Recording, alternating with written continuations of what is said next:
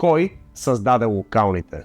Наскоро един министър излезе с позиция, че чалгата е виновна, че именно тя е създала този тип поведение. Показността, агресията, фалшивото самочувствие, култа към парите и лесния живот. Но нека бъдем честни, това е твърде лесно и удобно обяснение. Да хвърлиш вината върху музиката означава да избягаш от по-дълбокия проблем. Защото чалгата не създаде локалните. Тя просто отразява една реалност, която вече съществува. След това идва другата теза, че рапът е виновен. Заради вулгарните текстове, агресивния тон и културата на улицата.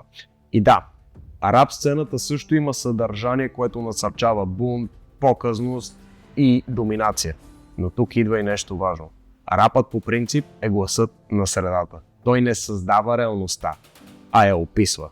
Дори и на моменти я критикува. Тогава въпросът остава, ако не е чалгата, ако не е рапът, тогава кой? Истината е много по-неудобна. Вокалите не са създадени от музиката. Те са продукт на един неосъществен преход. Социален, културен и морален. Преход, в който едно поколение израсна без ясни ориентири, без стабилни модели за подражание. В свят, където цари безнаказаност. В свят, в който успеха често изглежда като комбинация от връзки, показност и бързи резултати, а не на труд, ценности и развитие.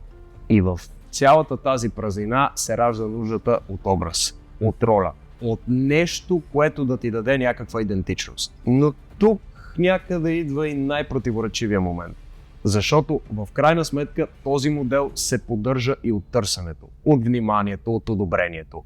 От онова момиче, което казва харесвам лошите момчета. Момичето, което избира визията пред съдържанието, което превръща поведението в стратегия за привличане. И така кръгът се затваря. Не музиката създаде локалните, обществото ги създаде, липсата на посока ги създаде, а ние с изборите си, с вкусовете си и с това, което аплодираме, ги поддържаме живи. Още повече караме ги да се разрастват.